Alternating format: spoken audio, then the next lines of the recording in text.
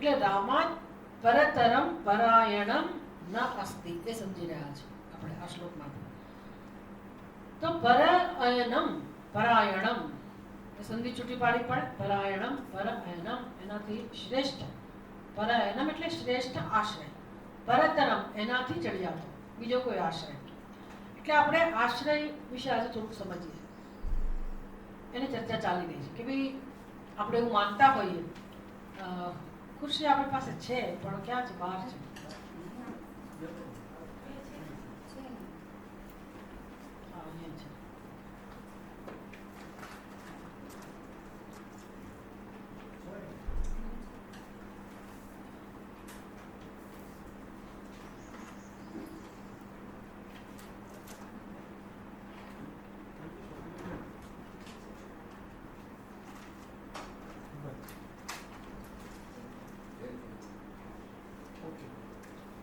That's enough, Jackie.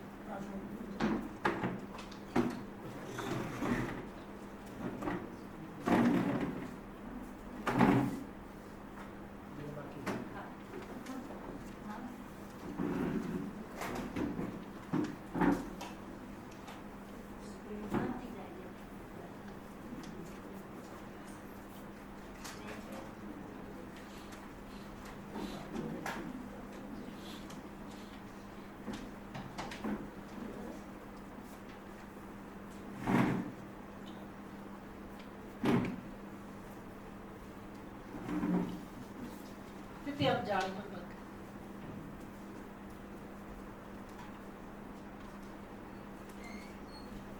આજે એક આપણને અનાયાસ જ એક સરસ ટોપિક મળી ગયો જે લગભગ બધા માટે જરૂરી છે જાણવાનું.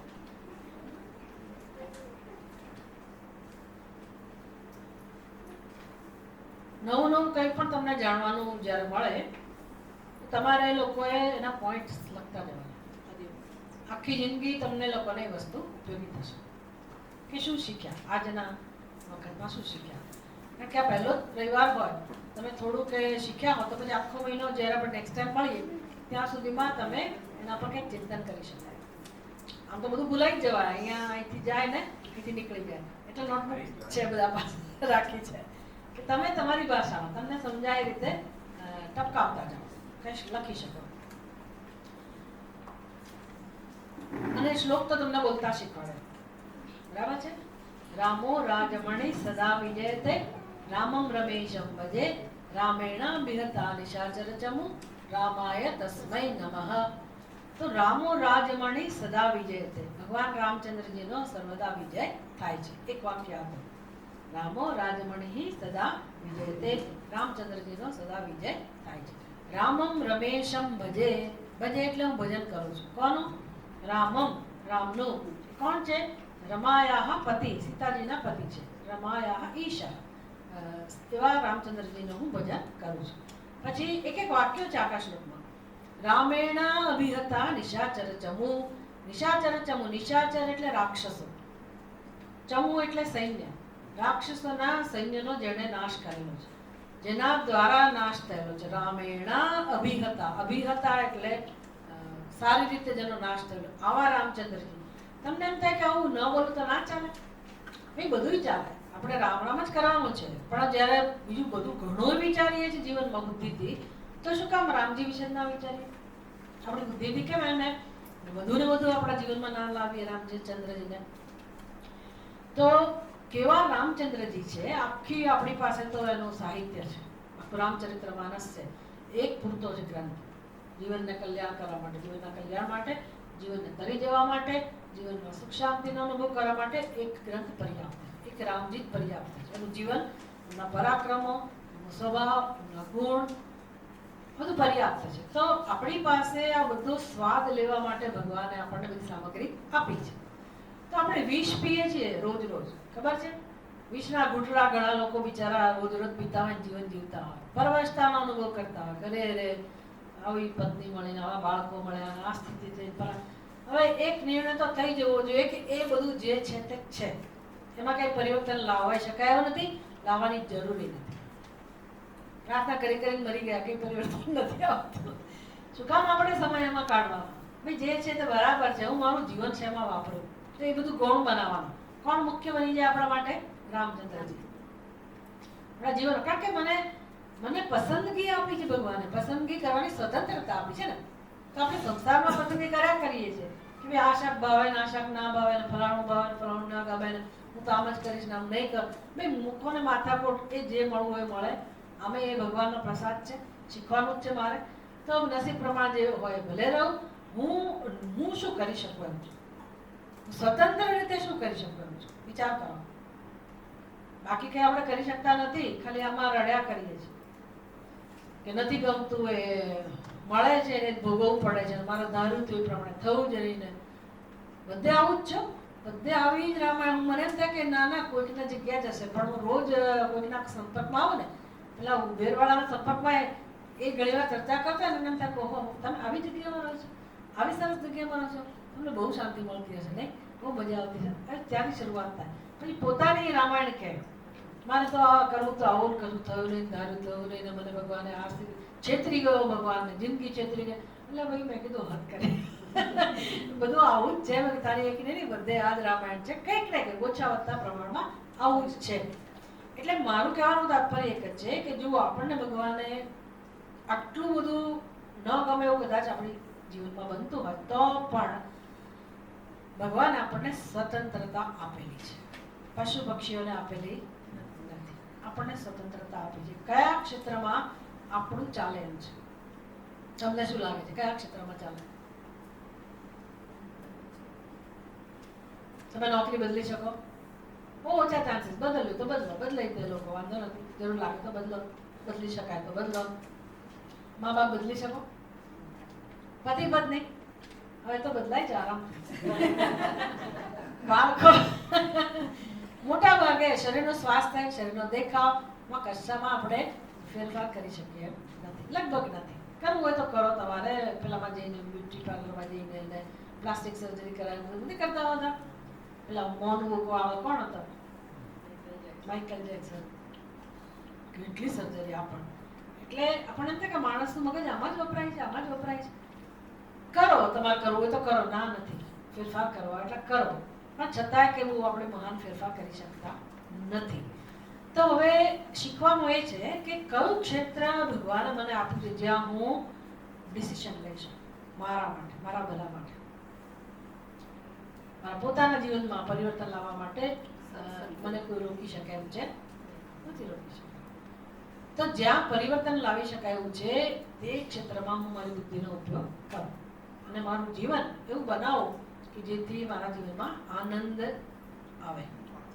બસ એના માટે છે. એટલે રામજીનું મારે ભજન કરવું હોય તો મારી બુદ્ધિને હવે રામજી કેવા હતા, એનો સ્વભાવ કેવો હતો, એમના ગુણો કેવા હતા, એમનો વ્યવહાર કેવો હતો, એ બધું શીખો. આખો દિવસ એવું નહીં કે હું રામ નામ એટલે જ લઉં કે મારી પરિસ્થિતિ બદલાય. શું કામ? આપણે ભગવાનને શું કામ મજબૂર બનાવવાના?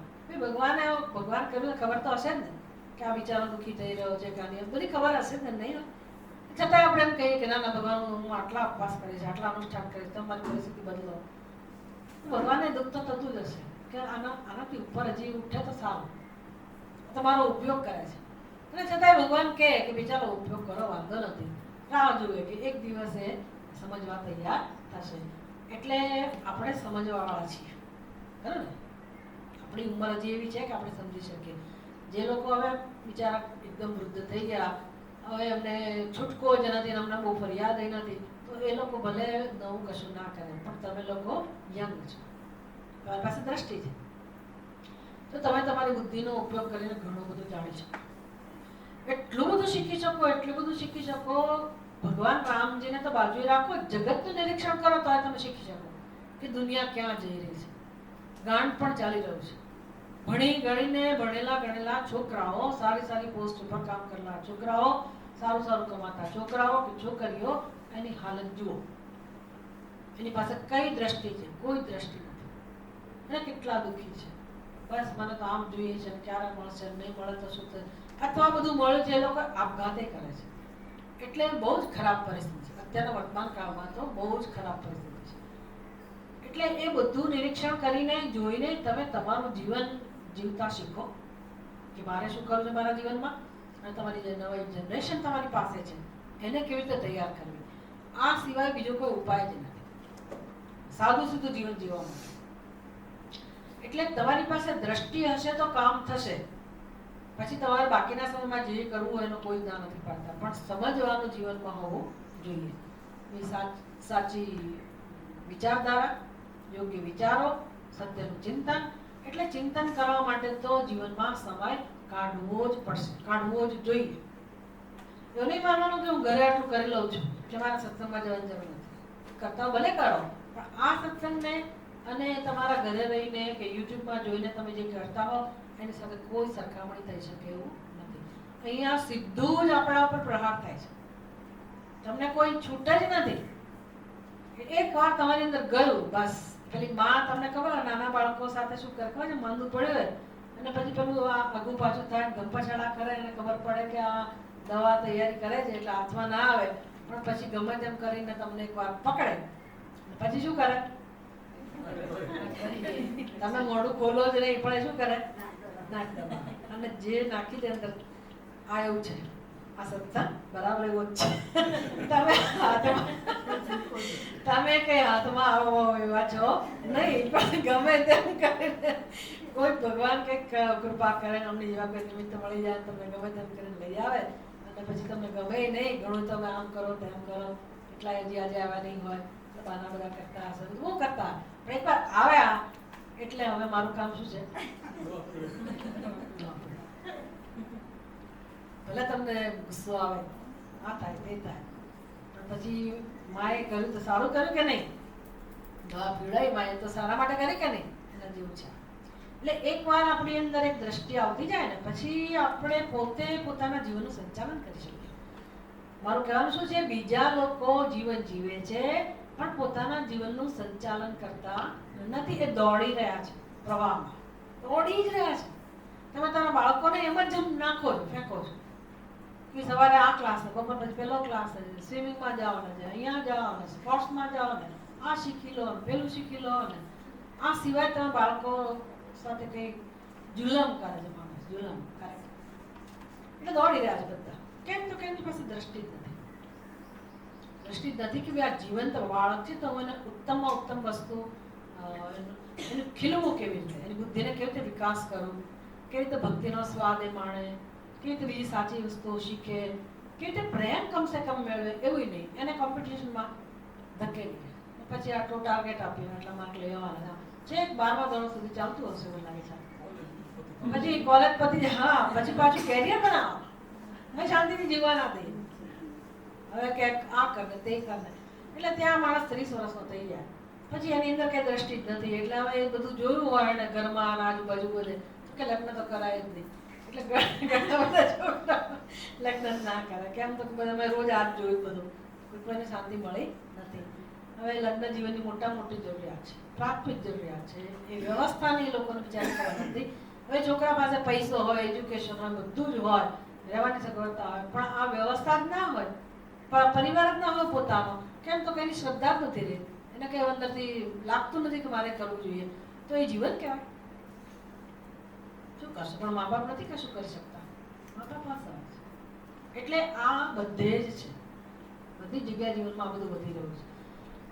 એટલે અહીંયા આપણે જ્યારે એકવાર મળીએ ત્યારે આમાંથી આપણે થોડું થોડું શીખીએ કે મારે મારા જીવનમાં શું કરવું છે, કે મારે મજબૂત બનવું છે. પહેલી વાત એ સ્ટ્રોંગ, બહારથી સ્ટ્રોંગ તમે ભલે બનો હોય તો વેલકમ, કોઈ પ્રશ્ન નથી. અંદરથી સ્ટ્રોંગ બનવાનું છે, મનથી.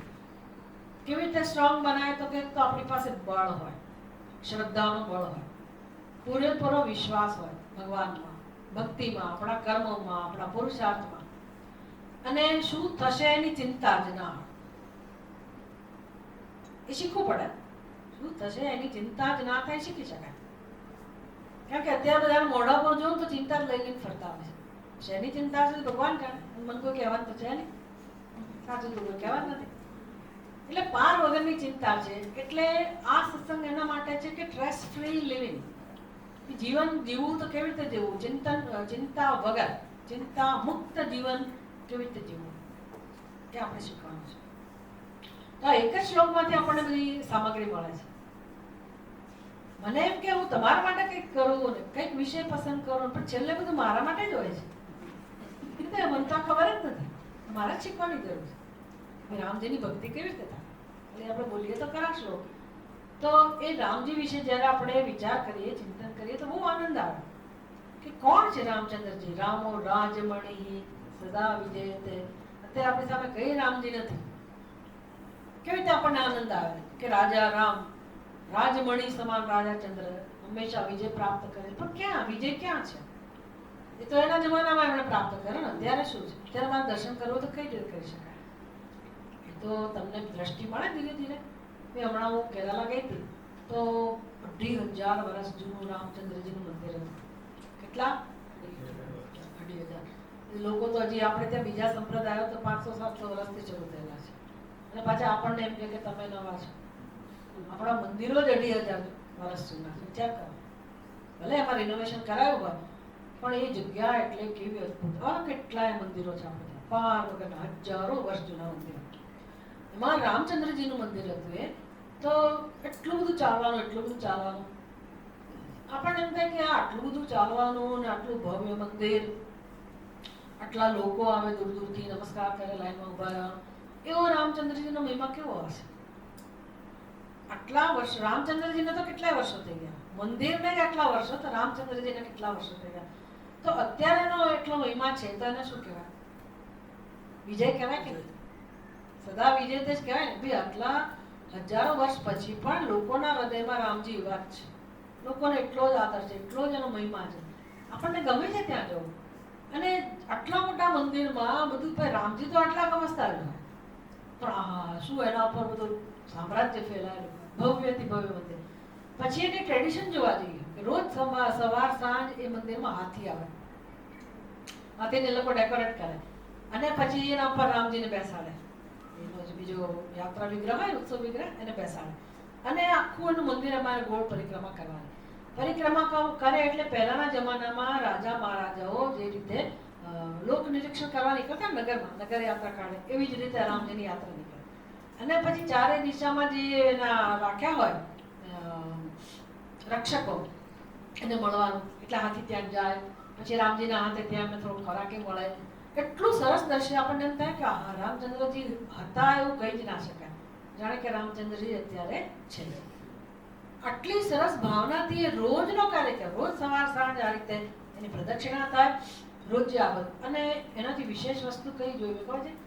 10-10 મિનિટે ત્યાં સલામી અપાય. તોપની સલામી, ફટાકડાની સલામી. એટલે એ જમાનામાં તોપની સલામી આપતા છે. અત્યારે લોકો શું કર્યું છે? ફટાકડા રાખેલા છે. એટલે આપણે જઈએ એટલે જો આપણી ઈચ્છા થાય કે મારે સ્પોન્સર કરવું છે તો આપણે એને પૈસા આપીએ અને એક સલામી ભગવાનને. એટલે કન્ટિન્યુઅસ ચાલે. આટલો વૈભવ ક્યાંય જોયો છે? કોઈ જગ્યાએ. રામચંદ્રજીનો આવો મહિમા છે. આ તો ખાલી એક નાના કેરાલાના મંદિર. બાકી રામજીના હજારો મંદિર છે. એમપીમાં જાઓ તો એક ગામ એવું નહીં હોય કે જ્યાં હનુમાનજી કે રામજીનું મંદિર નહીં હોય. હવે એટલા બધા લોકપ્રિય રામચંદ્રજી છે. કેવી રીતે થયા હશે? હજી સુધી એ બધી આસ્થા જળવાઈ રહી એટલે એનો કેવો મહિમા હશે. એટલે આ બધું જોઈને પણ આપણને આનંદ થાય. જીવનમાં આ બધું જોવા જેવું છે.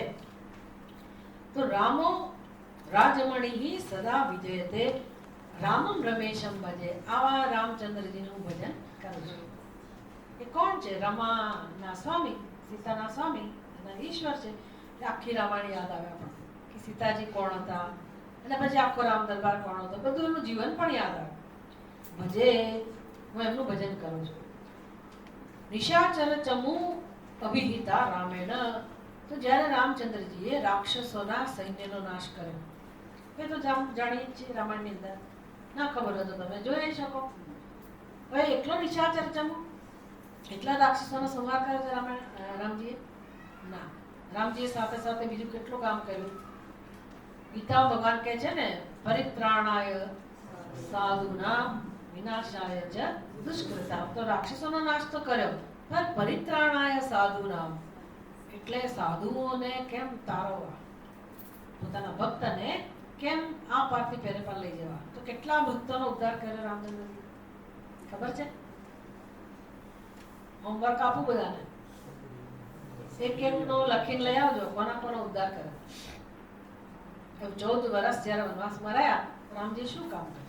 ખાલી રાક્ષસોનો સંહાર કર્યો? કયા કયા ભક્તોનો ઉદ્ધાર કર્યો? કઈ કઈ રીતે કર્યો? કેટલા પ્રેમથી કર્યો? કેવું એનું વર્તન હતું? કેવો વ્યવહાર હતો? યાદ છે કે વખત? Very good. અહલ્યા. કયા રૂપમાં હતી અહલ્યા? પથ્થરના. એનો ઉદ્ધાર કેવી રીતે કર્યો હશે? પથ્થર રૂપે રહેલો કોઈ જીવ હોય એનો ઉદ્ધાર?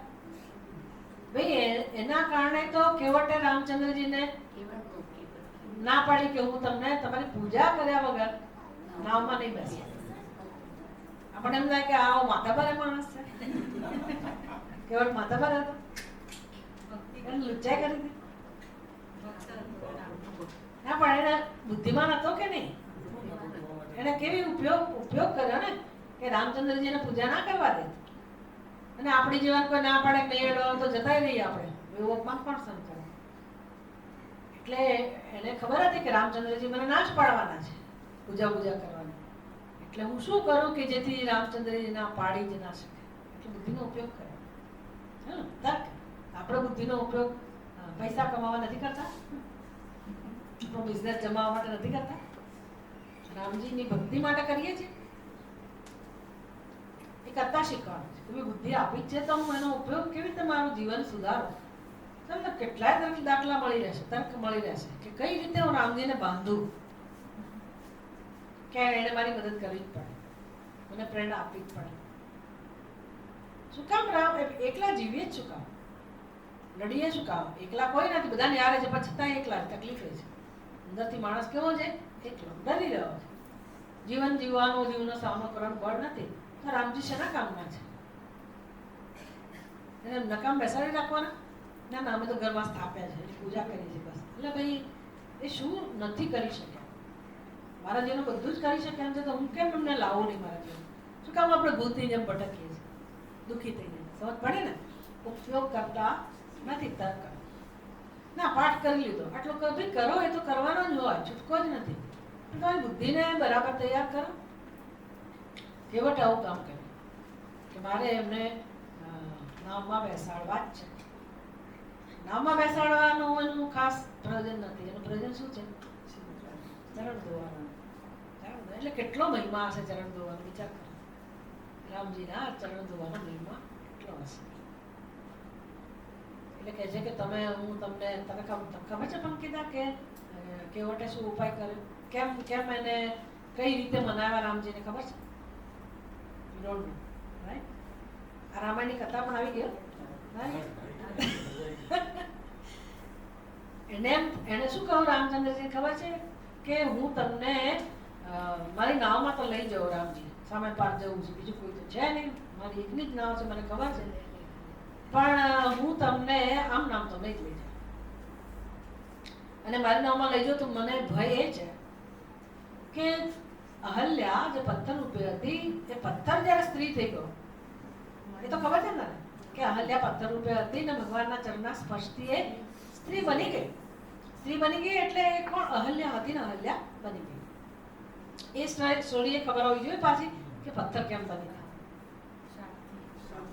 એ બધું હતું, આજે આપણો વિષય નથી, પણ આપણે તો ખાલી અત્યારે જોવું છે કે પથ્થરના રૂપમાં હતી અને ભગવાનના ચરણના સ્પર્શથી એ અહલ્યા બની ગઈ.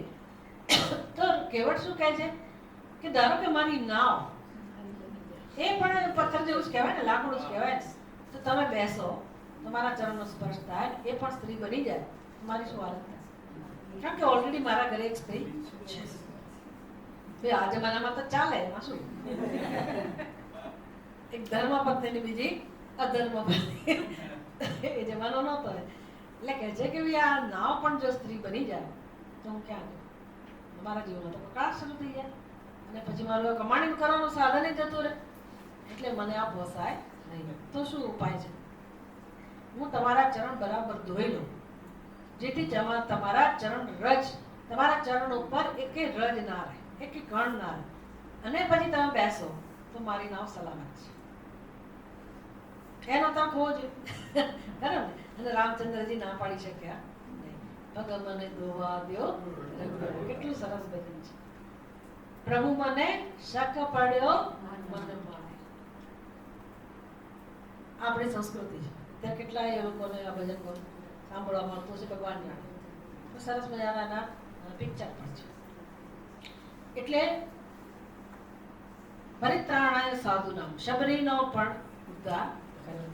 આવા કેવટ જે ગુહ જાતિનો હોય, કોઈ ભીલ જાતિના હોય, એવા ગમે તેવા લોકો, ગરીબ હોય, સમાજથી બહાર થોડાક હોય, તો બધા લોકોને રામજીએ પ્રેમ કરેલો છે. ભક્તિનો મહિમા સ્થાપિત કરવા માટે કે રામચંદ્રજીનું કામ આ પણ છે, ઉગારવાનું. તો એ વખતે ભક્તનો ઉદ્ધાર કર્યો તો આ જમાનામાં ના કરે? તે ના કરે? આપણો ના કરી શકે? આપણે દુઃખી ના હોય તો બરાબર છે. આપણે દુઃખી છીએ ખરા પાછા. દુઃખી એટલે ભલે પૈસા માંગવાના પડતા હોય, એવું દુઃખ ના હોય, પણ અંદરથી તોય પૂછવાનું કે ભાઈ અંદર ગરબડ છે કે નહીં, જીવનમાં અશાંતિ છે કે નહીં, મૂંઝવણ છે કે નહીં. ખરું ને? બધું તો છે. કહેવાની જરૂર નથી, પણ આપણે જોવાનું કે ભાઈ આ બધું છે અંદર. ઘણા પ્રશ્નો છે, પોતાના નહીં તો પોતાના સંતાનોના હાથે. અને આપણે જ્યારે સત્સંગમાં આવતા હોઈએ અને આપણને રામજી માટે પ્રેમ હોય તો એ રામજી આપણને ઉપયોગી ના થાય? કઈ રીતે થાય? શીખવાનું છે આપણે. એટલે આપણી પદ્ધતિ કે ભગવાનનો આપણે શરણ કેવી રીતે લેવું, ભગવાનને કેવી રીતે મનાવવા, ભગવાનને કેવી રીતે આપણા ઉપર દયા જન્મે, પ્રેમ જન્મે, અનુકંપા જન્મે, એવું કંઈક કરવું, એના માટે જીવન છે આપણું. એટલે આવા રામચંદ્રજીનું હું ભજન કરું છું.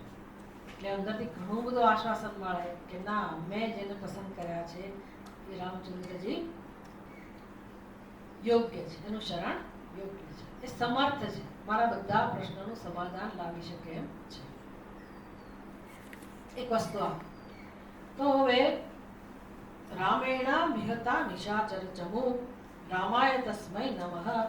એવા રામજી મારું શરણ છે. હું એને બનાવું, એમને મારું શરણ બનાવું. પરાયણમ, પરાયણમ. પરાયણમ એટલે શું?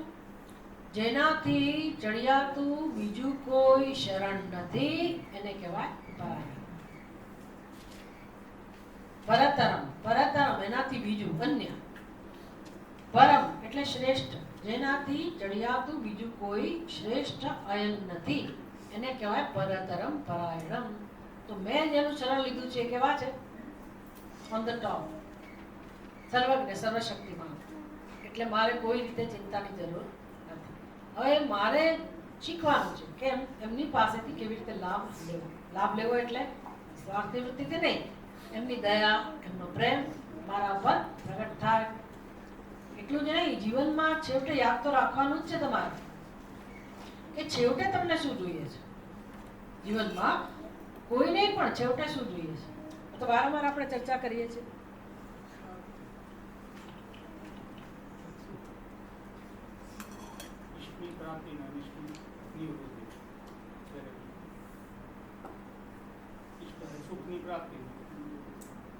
એ તો આપણું જીવન છે, એ આપણું જીવન છે.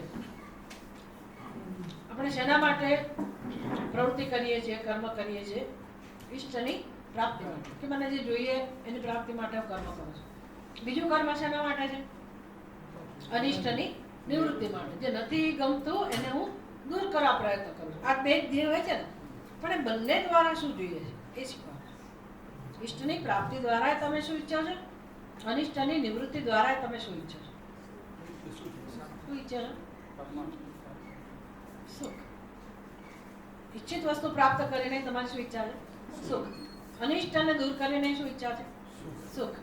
તો એ સુખ કહો, શાંતિ કહો, મુક્તિ કહો, પ્રેમ કહો, બધા ભેદ છે? એક જ છે ને. એ મળી જાય એમના મોક્ષ. મોક્ષનું રહસ્ય એટલે શું? જે મને જોઈએ છે એ મને મળી જાય. સુખ તો બધાને જોઈએ છે, પણ આપણને એકલું સુખ નથી જોઈતું. આપણને કેવું સુખ જોઈએ છે? જે આવ્યા પછી જાય જ નહીં. આવ્યા પછી જાય જ નહીં. અત્યારે આપણને જે સુખ મળે છે જીવનમાં એ કેવા હોય છે? આવે છે ખરા, નથી આવતું એવું નહીં, પણ આવીને હાથતાળી આપે પાછા આપણે હતા ત્યાં માંડ આપણને એમ થાય હા બસ હવે ઘરનું ઘર થઈ ગયું, હવે કોઈ ચિંતા નથી. લગ્ન થઈ ગયા, હવે કોઈ ચિંતા નથી. બાળકો થઈ ગયા, પણ બધું જેવું થઈ ગયું પછી પાછા પ્રશ્ન. લગ્ન નહોતા થતા, થયા એટલે શાંતિ, પણ પછી થયા એટલે કોની સાથે થયા તો બધું પોત પ્રકાશ ત્યાં ખબર પડે, પછી ખબર પડે. એટલે હવે શું કરવું? બધું બરાબર છે પણ હજી બાકી શું તો કે સંતાન નથી. એટલે સંતાન ના હોય તો એ લગ્ન જીવન કે સફળ થયું નથી સમજતા લોકો.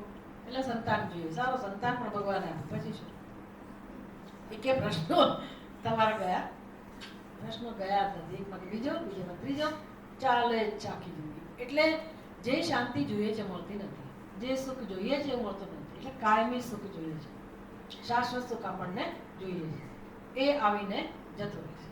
આવી આપણી સ્થિતિ છે. એટલે આપણી ઈચ્છા પૂરી થવી, કાયમી સુખ મળી જાય મોક્ષ. મોક્ષ એટલે બીજું કશું નહીં. એ કેમ મેળવવું એના માટે આપણું મનુષ્યનું જીવન છે, એ શીખવા માટે.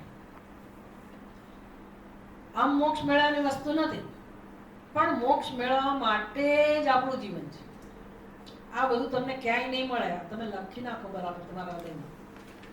મોક્ષ મેળવવાની વસ્તુ નથી. કેમ એવું છે તો વેદાંત શીખશો ત્યારે ખબર પડશે કે મોક્ષ મેળવવાની વસ્તુ નથી. છતાંય મોક્ષ મેળવવા માટે જ આપણું જીવન છે. હવે મોક્ષ એટલે શું એ ખબર આવી જાય ને પાછી. આપણને મરી ગયા પછી મોક્ષ મળે. જો આવી સમજ હોય તો પછી આ બધું ન કામ. પણ હું તમારી સાથે એવી રીતે વાત કરું છું જાણે તમને બધી ખબર હોય, બધું જાણતા હોય તે રીતે વાત કરું છું. હશે કંઈક કારણ? ક્યારેક તમને મન થાય જાણવા?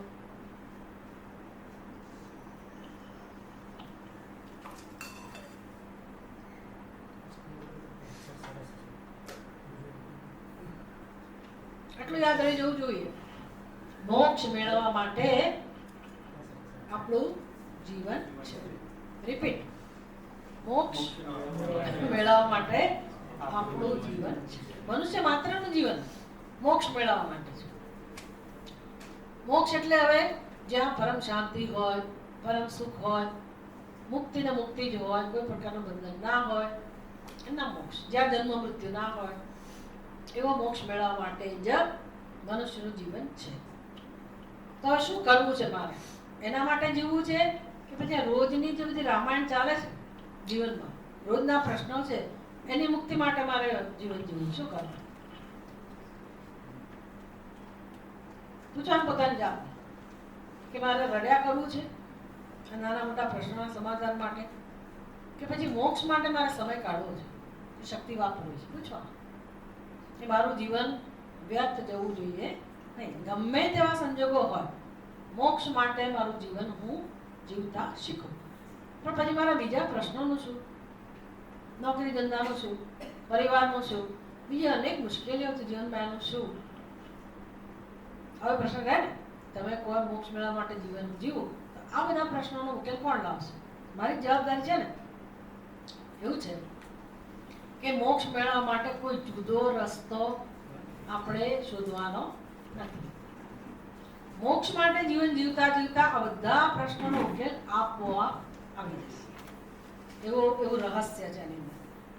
મોક્ષ માટે જ્યારે આપણે પ્રયત્ન કરીએ તો જીવનના બીજા બધા પ્રશ્નો ધીરે ધીરે ઉકેલાઈ જાય, એવો આ રસ્તો છે. કઈ રીતે? આ રામજી શેના માટે છે? કોનું શરણ લીધું છે? કોને સાથે રાખ્યા છે? મારા પ્રશ્ન આમ નામ રહેલો, પછી હું રામજીનું ભજન કર્યા કર્યું. તમે મને એવું કહો કે રામજીના શરણે જાઓ, એ જ શ્રેષ્ઠ શરણ છે, બસ બીજું કંઈ કરવાની જરૂર નથી. તો એવા રામજીની જરૂર મને નથી. તમને હોય તો ભલે હોય, મને એવા રામજીની જરૂર નથી. મને તો કેવા રામજીની જરૂર છે જે મારામાં રસ લે, મારા પ્રશ્નોમાં રસ લે. ભલે ને મારા અજ્ઞાનમાંથી જન્મ્યા હોય, ભલે ને એમાં કંઈ બહુ દમ ના હોય, પણ તો મારા પ્રશ્નોમાં રસ લે. હું ગમે તેવી હોઉં, પાપી હોઉં, પુણ્યશાળી હોઉં, મારી અંદર સદગુણ હોય કે દુર્ગુણ હોય, ભણેલી હોઉં કે ના ભણેલી હોઉં, સફળ હોય કે નિષ્ફળ, ગમે તેવી હોઉં, મને કેવા રામજીમાં રસ છે? જે રામજીને મારામાં રસ હોય. બરાબર? તો રામજી કેવા છે? કોઈ એકમાં જ રસ લેવા છે? આ પશુ પક્ષીઓ જો બિચારા એનું શરણમાં જાય, જતા હશે, આપણને ખબર નહીં, તો એમાં રામજી રસ લે છે. લઈ શકે કે ના લઈ શકે? તમારા તમારામાં રસ લે કે ના લે? તો વાર શેની છે? વાર કેટલી છે? ભગવાનની એક જ શરત છે, તું કહે તો હું રસ લઈશ. બાકી દોડાયા થોડા આવે ખરા એ તો આપણે બહુ દાદ ના આપી, એટલે પછી એ થોડું પોતાનું જાળવી રાખે. તું મારા શરણે આવ અને મને બધી વાત કરે તો હું તારું દુઃખ દૂર કરું. તને જ હજી એ શંકા હોય કે આ તો રામજી તો શું કરવાના હતા, આખી દુનિયા કરે, કોણ ઉદ્ધાર થયો, કેટલાય ભક્તો થઈ ગયા, કેટલું આમ થયું, કેટલું. અમારે અહીંયા એક સુરમેમાં જ એક ફેમિલી છે, તો એકવાર મને કહેતા હતા કાકા કે ભાઈ એ ક્યાંક થોળથી આવેલા છે, તો મને કે સત્સંગનું તો એવું છે ને કે અમારા થોળ ગામમાં કોઈ સપોર્ટ જ ના કરે, સત્સંગમાં સાથ જ ના આપે. કેમ તો કે ત્યાં એ લોકોની માન્યતા એવી છે કે તમે બહુ ભક્તિ કરો ને તો દુઃખી દાળિયા થઈ જાય, બહુ ભક્તિ કરો ને તો તમે સુખી ના થઈ શકો. કેમ તો કે આ મીરાબાઈ નથી જોઈ, નરસિંહ મહેતા નથી જોયા, એટલે કે બહુ ભક્તિ નહીં કરવાની, એટલે સત્સંગમાં નહીં જવાનું. આવું આખું ગામ મને આખું ગામ મને તો આશ્ચર્ય થયું કે આવું વિચારનારા લોકો છે. તો ઘણા વ્યક્તિગત રીતે એવા સંસ્કાર લઈને આવે છે કે આખો દિવસ અમારામાં લાગેલા નહીં રહેવાના. તો તેમ કે ક્યારે આપણો એમ કે પછી બહુ મંદિરોમાં જવાનું, આ કરું તે કરું, બહુ લાગેલા નહીં રહેવાનું. હવે બધી શંકા હોય તો રામજી કે સારું ત્યારે તું ફોડ તારા પ્રશ્ન, તારું ફોડી લે કેમ. એટલે આપણે થોડોક ઉપયોગ કરવાનો કે રામજી શેના માટે છે અને રામજીમાં મને રસ છે કે નહીં. એટલે રામજીનો મહિમા જ્યાં સુધી નહીં જાણીએ ત્યાં સુધી આપણને રામમાં શ્રદ્ધા બેસતી નથી. સિવાય કે તમે પૂર્વના કંઈક લઈને આવ્યા હો, કુદરતી તમારે હૃદયમાં રામજી માટે પ્રેમ હોય તો કામ થઈ ગયું. નહીં તો તમે તમારી બુદ્ધિનો ઉપયોગ કરીને, વિચારીને અને લાગણીથી, ભાવનાથી, પ્રેમથી માત્ર ને માત્ર રામજીના શરણમાં જતા છે, એવું શીખવાડે છે. રામાન્નાસ્તિ પરાયણમ ભરતમ. પરાયણમ એટલે શરણ, અંતિમ શરણ. રામજીથી ચડિયાતું બીજું કોઈ, રામ માતા એટલે રામથી ચડિયાતું બીજું કોઈ શરણ મારા જીવનમાં નથી. હવે આપણે આના વિશે સમજતા કે આ કેવી રીતે સમજવું કે મારા જીવનમાં, એટલે દરેક વ્યક્તિએ પોતાના જીવનમાં શરણ તો લીધેલું જ છે. દરેક વ્યક્તિ કેવો છે? એકબીજાનો આશ્રય લઈને જીવે છે, કોઈ એકલું જીવતું નથી. એટલા પડી ગયા હોય ને કોઈ અનાથ હોય તોય એ બિચારો એકલો નથી. એ વિચારે છે કે હું એકલો છું કે એકલી છું, પણ કોઈ જગતમાં એકલું નથી. એટલે સંસારી મનુષ્ય ખાસ કરીને એણે તો શરણ લીધેલું જ છે. પણ કોનું લીધેલું છે? સંસારનું શરણ લીધેલું છે. સંસારનું શરણ લીધેલું છે એટલે શું? તો કે મારા જીવનમાં મારી જે જરૂરિયાતો છે, રોટી કપડા મકાન આપણી જરૂરિયાત છે, એમાં કોઈ ના નથી, બરાબર, દરેકની જરૂરિયાત છે. તો એ પણ એક શરણ થયું કે ઘર જોઈએ. કેમ તો કે આ શિયાળો, ઉનાળો, ચોમાસું એમાં મને આશ્રય આપે. નોકરી, વ્યવસાય જોઈએ. કેમ તો રોજબરોજનું જે જીવન નિર્વાહ છે, ખર્ચ ક્યાંથી કાઢવું, એટલે એ પણ શરણ છે. શારીરિક રીતે આપણને શરણની જરૂર છે રક્ષણ માટે. માનસિક રીતે એ પણ જરૂર છે, લાગણીના સ્તરે પણ આપણને શરણની જરૂર છે, એટલે તો ગૃહસ્થાશ્રમ શરૂ કર્યો. તો જીવનમાં આપણે આ બધું આપણું જે જીવન જીવીએ છીએ એમાં આપણે શરણ લીધેલું જ છે. પતિએ પત્નીને લીધેલું છે, પત્નીએ પતિને લીધેલું છે, માતા પિતાએ સંતાનોનું, સંતાનોએ માતા પિતાનું, આમ અરસપરસ બધાએ એકબીજાનું શરણ લીધેલું જ છે. એના વગર કોઈ જીવતું નથી. એટલે હવે આપણે આશા રાખીને બેઠા છીએ કે આ મારા દીકરા દીકરી મારું કલ્યાણ કરી દેશે, કે મારો પતિ મારું કલ્યાણ કરશે, કે મારી પત્ની છે એટલે મને વાંધો નહીં આવે, મારા માતા પિતા છે એટલે વાંધો નહીં આવે, મારી પાસે આટલો પૈસો છે એટલે વાંધો નહીં આવે, મારા પોતાનું ઘરનું ઘર છે, આ છે તે છે એટલે મને વાંધો નહીં આવે, આઈ એમ સેફ. આવું છે કે નહીં? અને કે આપણે આવું શરણ લીધેલું છે. આના વગર જીવન જીવી જ ના શકાય. એટલે આ તો જોઈએ જ, પણ આપણે આગળ વધવાનું છે કે મને કેવા શરણની જરૂર છે. આની તો છે જ જરૂર, બીજા કેવા શરણની જરૂર છે? તો કે આ બધા શરણ કેવા છે? થોડોક વખત મને આશ્રય આપે છે, આશ્રય આપે છે, અને તમે એને આશ્રય આપો છો, એ પણ તમને આશ્રય આપે છે. તમે બાળકનો ઉછેર કરતા હો તો બાળકને માતા પિતાનું શરણ છે, માતા પિતાનો આશ્રય છે. માતા પિતાને કોનો આશ્રય છે? બાળકનો. અરસપરસ છે ને, એટલે બધા એકબીજાનું શરણ લીધેલું જ છે. પણ આ યાત્રા કેટલો સમય ચાલે છે? બધાને ખબર છે, થોડા ક્વેશ્ચનો છે. પછી શું? એટલે આપણું એક ઉપનિષદ છે, મુંડક ઉપનિષદ. એમાં બહુ સુંદર રીતે સમજાવે છે ઋષિમુનિ કે ભાઈ આ ગૃહસ્થ આશ્રમ જીવન છે, એમાં જે આશ્રય છે એ બધા આશ્રય કેવા છે કે તમારે સમુદ્ર તરી જવો હોય, સમુદ્ર તરવો હોય તો તમે તરાપો લઈને નીકળો. તરાપો એટલે ખબર છે? તરાપો નથી ખબર? તરાપો એટલે કોણ સમજાવશે? ખાલી ચોરસ જ હોય તરાપો, પેલી હોડી જેવું નહીં. તરાપો એટલે ખાલી બસ તમારી બેસવાની વ્યવસ્થા હોય, ફ્લેટ એક ખાલી પાટિયું હોય અને એને તમે હલેસા નાખતા હો અને નીકળો. તો ઠીક છે, મારે સામે પાર જવું હોય નદીના તો જવાય, પણ તમારે સમુદ્ર ઓળખવો હોય તો તરાપમાં બેસીને તમે જાઓ તો કેટલે પહોંચો? શું થાય? શું થાય? વાવાઝોડું આવ્યું, પાણી ઉછળ્યું તો તરાપા શું આવે? તરાપો ડૂબાડવાનો. ડૂબાડે કે ના? હોડીએ ડૂબાડે. સમુદ્ર તરી જવું તો હોડી પણ ડૂબાડે. તમે તરાપાનો વાંક છે. કોનો વાંક છે? ભાઈ અમને એમ કે આશ્રય છે, એમાં અમારો વાંક શું છે? અમારો વાંક શું છે? તરાપો તરી જવા માટે છે ને, તમે લીધો આશ્રય. લોકો જોઈએ છે કે તરાપા બેસીને લોકો આમ તેમ જતા હોય છે. તો આપણો વાંક શું છે? જરૂર હતી ને મેં આશ્રય લીધો, વાંક શું છે? વાંક કશોય નથી. વાંક એટલો જ છે કે તરાપો મજબૂત નથી. એ સમુદ્ર પાર કરાવે એવી ક્ષમતા વાળો નથી. અને તમે લીધો જ છે ને તો પછી ડૂબ્યા જ છો અને પછી તમે રો કકડો કે તરાપો આવો નીકળ્યો, તેમાં તરાપાનો કોઈ દોષ છે?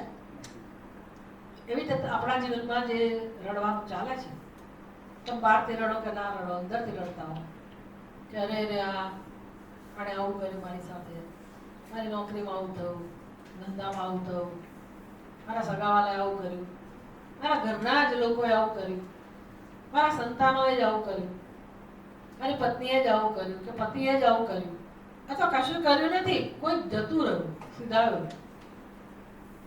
એ તો હકીકત છે ને, એ તો બને જ છે ને. બીજું બધું ના બને, પણ આ તો બને જ છે ને કે હા મારો આશ્રય હતા જતા રહ્યા અને હવે પારાવાર દુઃખ છે. તો એમાં કોનો વાંક છે? તમે જેનો આશ્રય લીધેલો એનો વાંક છે. આપણે જીવનમાં જેનો જેનો આશ્રય લીધેલો છે બધા જ કેવા છે? તરાપા જેવા જ છે ને. આપણે પોતે કેવા છીએ? તો આમ જીવન જીવે છે ને કે હા હું મારા કુટુંબને તારી લઈશ, મારા બાળકોની ચિંતા જ નહીં રહે, મારા ફલાણાને મારા એટલે આના માટે આ કરીશ, તેના માટે આ કરી લઈશ. આવું જ છે ને. પણ આપણે જ કેવા છીએ? આપણે જ કેવા છીએ? તરાપા જેવા છીએ કે નહીં? ખબર છે કાલ હશે કે નહીં હોય? આવતીકાલે ખબર છે? તો કેટલો વિશ્વાસ છે? આખા ઘરનો તારણહાર છું. મેં શૂન્યમાંથી સર્જન કર્યું, મેં કેટલું દુઃખ ભોગવ્યું, કેટલું ઊભું કર્યું. આવું હોય જગતમાં, ના નથી. વિચારો કોઈ ખોટું એ નથી, પણ હજી ઊંડા ઉતરીને વિચારવા જેવું છે કે આપણે આપણા આધારે બધા છે, પણ આપણે પોતે કેવા છીએ? તરાપા જેવા ને. એટલે કે તરાપા જેવા એટલે શું? તમે બધી રીતે મજબૂત હો, શારીરિક રીતે મજબૂત હો, બૌદ્ધિક રીતે હો, ફાઇનાન્શિયલી બધું હોય તમારી પાસે, પણ છતાંય આપણા હાથમાં બધું નથી. મારા શ્વાસોશ્વાસ ચાલે છે એટલે મારું જીવન છે. તો એ જ કોના હાથમાં છે? રામજીને યાદ કરવા પડે. તો હવે મારે પાછું ભવસાગર પાર કરવાનો છે કે નથી કરવાનો? મારે મોક્ષ મેળવવાનો છે. મને મોક્ષ મળી ગયો ને પછી હું ફાંકા મારું તો બરાબર છે કે ચલો હું કોઈને તારી દઈશ આમ કરે, પણ મારે જ મોક્ષ મેળવવાનો બાકી હોય તો હું બીજાને કહી શકું? બીજાને હું પાર કરાવી શકું? સીધો જ પ્રશ્ન છે ને. એટલે જીવનમાં શું ચાલી રહ્યું છે કે કોણે કોનો આશ્રય લીધો છે? તો કે જેણે સંસાર પાર કરવાનો છે એણે જ એવા લોકોનો આશ્રય લીધેલો છે જે સંસાર પાર કરાવી શકે એમ નથી. તો જેણે જેનો આશ્રય લીધો છે, આશ્રય લેનારને પણ સંસાર પાર કરવાનો છે કે નથી કરવાનો? સંસાર પાર કરવો એટલે શું? દુઃખમાંથી તરી જવું, બીજું કઈ નહીં. દુઃખમાંથી ઉપદેશ માટે તરી. તો તરવા માટે આશ્રય જોઈએ કે ના જોઈએ? સહારો તો જોઈએ કે ના જોઈએ? તો બધા લોકો કેવા છે? જરૂરિયાત વાળા, આશ્રયની જરૂરિયાત વાળા. તો કેવો આશ્રય પસંદ કરવો જોઈએ? તરાપા જેવો પસંદ કરેલો છે. આટલું બધું મેં બેકગ્રાઉન્ડ આપ્યું તમને. તરાપા જેવો આશ્રય લઈને જીવી રહ્યા છીએ, દુઃખી પણ થઈ રહ્યા છીએ, તો મારે શું હવે એ આશ્રય છોડી દેવાનો? તો કે એ તો ભલે રહો, ભલે રહો, પણ હું અને એ બધા જેની સાથે જીવીએ છીએ, જેને આશ્રય સમજીએ, બધા ભેગા થઈને કોનો આશ્રય લે તો કામ થાય? કેમ? ભરતરમ પરાયણમ રામાત ભરતરમ પરાયણમ નાસ્તિ. રામથી ચડ્યા તો બીજો કોઈ આશ્રય જીવનમાં નથી, કારણ કે આ ડૂબાડનાર નથી. એકવાર એ લઈ લીધું હોય પછી આગુ પાછું જીવનમાં થયા કરે તો ભલે થાય. આપણને તો ખબર છે ને કે આવું જ થાય, થઈ જ રહ્યું છે, પણ હવે દુઃખ ના થાય, નહીં તો દુઃખી થયા કરીએ. કેમ આવું થયું, કેમ આવું થયું, કામ ભાઈ આવું જ થાય. આજે નહીં તો કાલે કોઈના જીવનમાં થવાનું જ છે. મહાભારત બીજા ગ્રંથમાં પણ એક સરસ વસ્તુ છે, સર્વે સંયોગાહ વિયોગાંતા. તમને આવું અઘરું સંસ્કૃત ના આવડે પણ ગુજરાતી યાદ રાખો. સર્વે સંયોગાહ. સંયોગ એટલે શું? તમે અત્યારે ભેગા થયા ને, યોગ કહેવાય. સંયોગ એ બધા મળ્યા. સર્વે સંયોગા એટલે જીવનમાં જેનો જેનો સંયોગ થાય છે. તો આપણે આપણું પહેલેથી વિચારવું પડે કે ક્યાંથી શરૂઆત થઈ જીવનની. પહેલો સંયોગ કોનો થયો? આ શરીર, બરાબર ને? આ શરીર માતા પિતાએ આપ્યું, માતા પિતાનો, પછી ભાઈ બહેનનો સંયોગ જ થયો છે. બી તમારો જન્મ થયો અને તમે ભાઈ બની ગયા, તમે શું કર્યું? તમે ખાલી જન્મ્યા જ છો અને તમારી બહેન માટે તમે ભાઈ બની ગયા કે નહીં? બહેન હતી, તમે જન્મ્યા, ભાઈની વાત છે, તો તમે શું બની ગયા? ભાઈ. તમે પરાક્રમ, તમે શું કર્યું? તમને સંયોગ થયો. તમે હતા ને બેન જન્મી ઘરમાં, એ બેન બની ગઈ, સંયોગ થયો. ભાઈ ને બહેનનો સંયોગ થયો, માતા પિતા સંતાનોનો સંયોગ થયો. પછી આખું જીવન કેમ ચાલે છે? આ જ રીતે ચાલે છે ને? વિચાર તો કરો કે કેવી જીવનની વ્યવસ્થા છે. આ બધું આમ હલાવી નાખે એવું છે, આપણને આમ શું કહેવાય, હચમચાવી દેવું છે ચિંતન. થોડું જોખમી છે કે આવું વિચાર, કારણ કે ઘણી વાર એમ થઈ જાય કે આવું જ છે બધે. તમે થોડી હિંમત તો કેળવવી પડશે ને જીવનમાં. ભલે હચમચી જઈએ પણ વિચાર કરતા શીખવું જોઈએ કે ભાઈ જે છોકરીને ઓળખતા જ નહોતા, છોકરાને ઓળખતા જ નહોતા, ઓળખતા તો શું સ્કૂલમાંથી ઓળખતા, જન્મ્યા પહેલા તો ઓળખતા જ નહોતા, કોલેજથી ઓળખતા, એ નહોતા ઓળખતા. અજાણ તમે શેનાથી ભેગા થયા? તો કે શાદી.com. ત્યાં તો કઈ સંપર્ક હતો જ નહીં. એટલે કોઈક અજાણો છોકરો અજાણી છોકરી ભેગા થયા અને પછી ડિક્લેર થયું, નક્કી થઈ ગયું હવે આ તારો પતિ અને પેલાને કહેવામાં આવે તારી પત્ની. એટલે બુદ્ધિમાં નિર્ણય શું થઈ ગયો? આ મારો પતિ અથવા હું એની પત્ની. હવે તમારું સ્વરૂપ નક્કી થઈ ગયું બુદ્ધિમાં. સંયોગ થયો પછી થયો, ક્યારેક સંયોગ થયો અને પછી સંસાર આગળ ચાલ્યો. એટલે આ સંસારનું સ્વરૂપ થોડું થોડું વિચાર કરતા જેવું છે કે આવું જ છે કે નહીં. તો કેટલો નજીકનો બની ગયો સંબંધ, એને કહેવાય સંયોગ. એટલે હવે આપણે એને સત્ય માની લઈએ છીએ કે આ સંયોગ એટલે શું? તો કે જેમાં ક્યારેય છૂટા પડવાનું આવતું જ નથી અને જીવન જીવાય છે, માનીએ છીએ ને આપણે. પણ સંયોગની પહેલા શું હતું? સંયોગની પહેલા શું હતું? સંયોગ નહોતો. સંયોગની પહેલા શું કહેવાય? સંયોગ નહોતો એટલે વિયોગ હતો. જુદા હતા કે નહીં? વિયોગ એટલે જુદા હો, ભેગા થયા. તો પછી હવે એનું બીજું પાસું શું હોય? સંયોગ ક્યાં સુધી ચાલુ રહે? પેલું તમારું ગીત છે ને,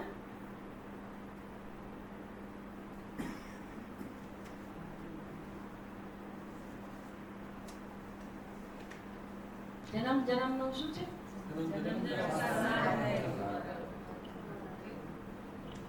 છે કરું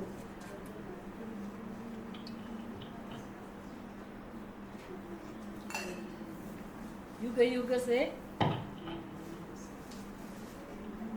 કંઈક મારા કાને હા એવું કંઈક છે ને. ઓહો, ગીત મિલન કે પછી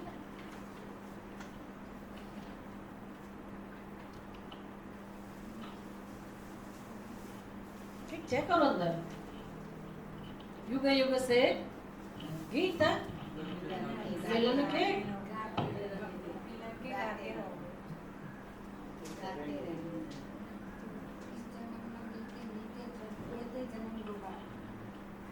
મોટેથી બોલો. ના ના એવું બધું નહીં, એવું બધું નહીં. એમાં તો બહુ ઉત્સાહથી જ ગાય છે કે અમે તો એમ કે આ દરેક જન્મમાં મળવાના જ છે. નિભાતે रहेंगे या मिले નિભાતે રહે કે મિલતે રહે કે મિલતે रहेंगे બધું છે. એટલે અમે મળતા જ રહીએ, મળ્યા છીએ, મળતા રહીશું. ગીતમાં હોય, ગીતમાં હોય એવું બધું. ખરું કે તમારી પાસે કોઈ ખાતરી છે કે તમે અને પાછું એ ખાલી પતિ પત્ની વચ્ચે જ હોય પાછું માતા પિતા કે નથી હોતું. પતિ પત્ની વચ્ચે યુગ યુગ સે ગીત મિલન કે ગાતે પછી બીજી કઈક લાઈન પણ છે એમાં નિભાતે રહે નિભાતે રહેંગે એવું કંઈક છે. હા એવું હશે પણ તમે વિચાર કરો કે ઇઝ ઇટ પોસિબલ? ભાઈ સાત જન્મ સુધી તો સાથે રહેવું પડે, ચલો સમજ્યા. પણ કોઈ કોઈને ઓળખે ને, ઓળખતા નથી ને. અને પણ જે હોય તે પણ આ જન્મમાં તો વિયોગ થયો કે નહીં આપણે એ શીખવાનું છે. તો પછીના જન્મ મળો તો ગોડ બ્લેસ યુ, જો તમને તમે ઈચ્છતા હો તો. છેલ્લો જન્મમાં પૂરું કરવા માંગતા હોય તો આશીર્વાદ નખાવો પડે. એટલે વિયોગ નક્કી છે કે નહીં? જેનો સંયોગ છે એનો વિયોગ છે. હવે જ્યારે વ્યવસ્થા જ આવી છે, જીવનની વ્યવસ્થા જ આવી છે, ભગવાનનું સર્જન જ આવું છે, તો મારી બુદ્ધિમાં આ વાસ્તવિકતાનું ભાન હોવું જોઈએ કે ના હોવું? આપણે એની નોંધ લેતા નથી અને જીવનના સત્ય માનીને જીવે જ નથી. એટલે સંયોગ થાય ત્યારે જો આનંદ થયો હોય તો વિયોગ થાય ત્યારે શું થવાનું?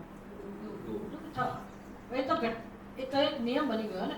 પછી હું એ ન સમજું તો કોનો વાંક છે? દુઃખી થવાનું તો કે બધા થાય જ છે ને, તો આવું જોઈએ ને. ભાઈ જ્ઞાન કોને કહેવાય? જ્ઞાન કોને કહેવાય? તમે આમાં બદલાવ લાવી શકો એમ છો? એ તો આપણાથી કઈ પરિવર્તન લાવી શકાય એવું નથી. વિયોગ આવવાનો જ એટલે સંયોગનો અંત થવાનો, એટલે જીવનમાં પરિવર્તન આવવાનું જ. આપણે છૂટા પડવાના અને એ લોકો પણ આપણાથી છૂટા પડે. તો જીવન છે શું? જીવન છે શું? એટલે આટલા વચ્ચે જે જીવન જીવીએ છીએ અને આપણે જીવન કહીએ, છૂટા પડ્યા પહેલું જીવન, બસ મારું જીવન ખલાસ થઈ ગયું. કેમ તો કે મારો જે આશ્રય હતો જતો રહ્યો. ભાઈ આવું જ છે. એટલે સમજવાનું છે કે આ જીવનમાં દુઃખ તો મળવાનું જ છે અને મને દુઃખ જોઈતું નથી. તો હું શું કામ કરું? એવો કયો આશ્રય લઉં કે જેનાથી વિયોગ ઉત્પન્ન થાય જ નહીં?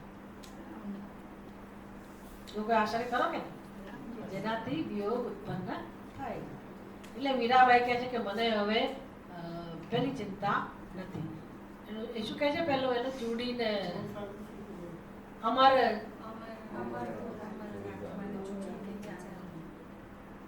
એના બધા શબ્દો છે આપણા કવિઓના કે હવે એને એની ચિંતા નથી. કૃષ્ણ ભગવાન તો કઈ દિવસ મૃત્યુ પામવાના નથી, એટલે એને એનો વિયોગ થવાનો નથી. એટલે શી ઇઝ હેપી. અખંડ સ્વભાવ. એટલે એવું નથી કે સ્ત્રીએ જ અખંડ સ્વભાવ એવાથી બનવાનું છે. પુરુષે પણ અખંડ સ્વભાવ, કારણ કે એને પણ આશ્રયની જરૂર છે ને.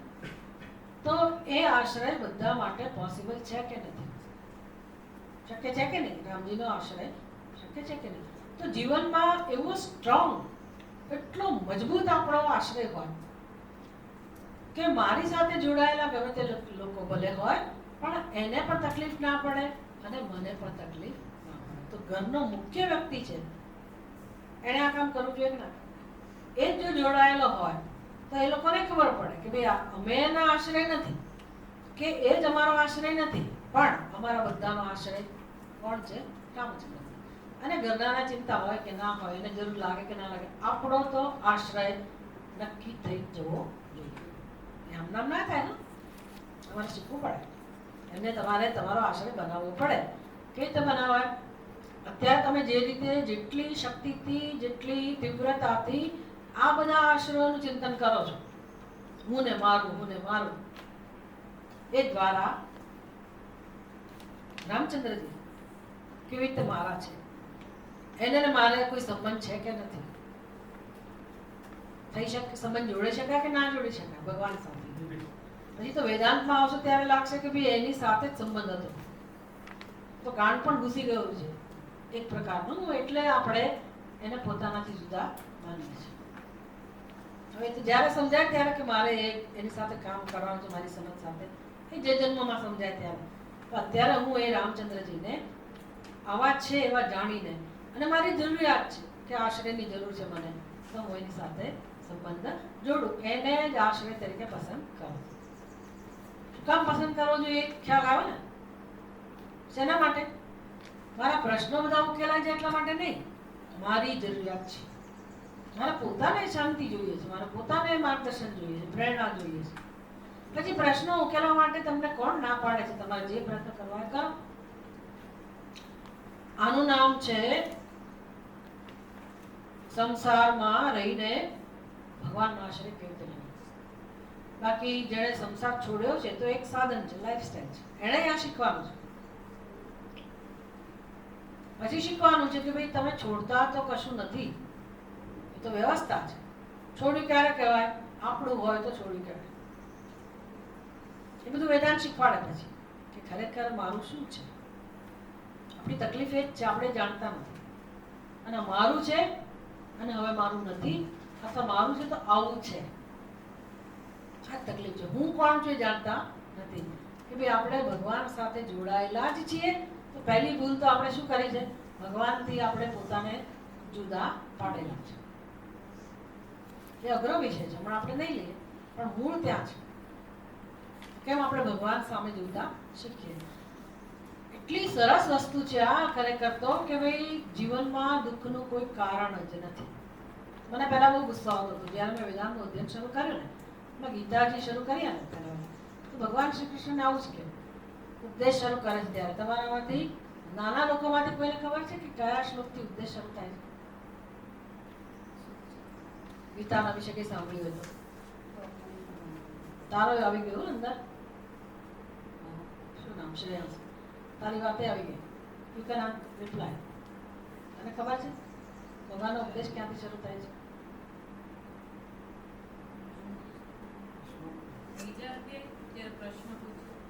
બીજા અધ્યાય. પણ કયા શબ્દો છે ભગવાનને ખબર છે?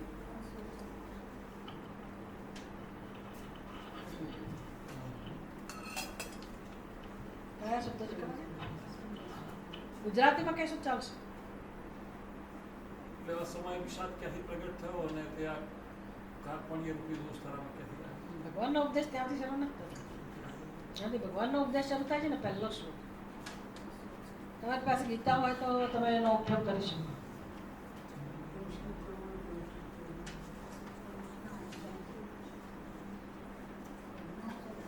એમને તો આવડતું હોય, શ્લોક નંબરની જરૂર નથી. શબ્દો કહો તો ચાલે. આખા ઉપદેશનો, વેદાંત શાસ્ત્રનો જે મુખ્ય ઉપદેશ છે એની શરૂઆત જ ત્યાંથી થાય. હા, ગુજરાતી. હા, શોક નહીં કરવાનો. કેમ નહીં કરવાનો એ ભગવાન ના ના ના, એક એનો જે ઉપદેશ થાય છે ને, પહેલો શ્લોક તમે યાદ કરશો ચાલશે. બીજા અધ્યાયનો 11મો શ્લોક છે. આજે તક મળી તમને વેદાંતનું બીજ વાવવાની.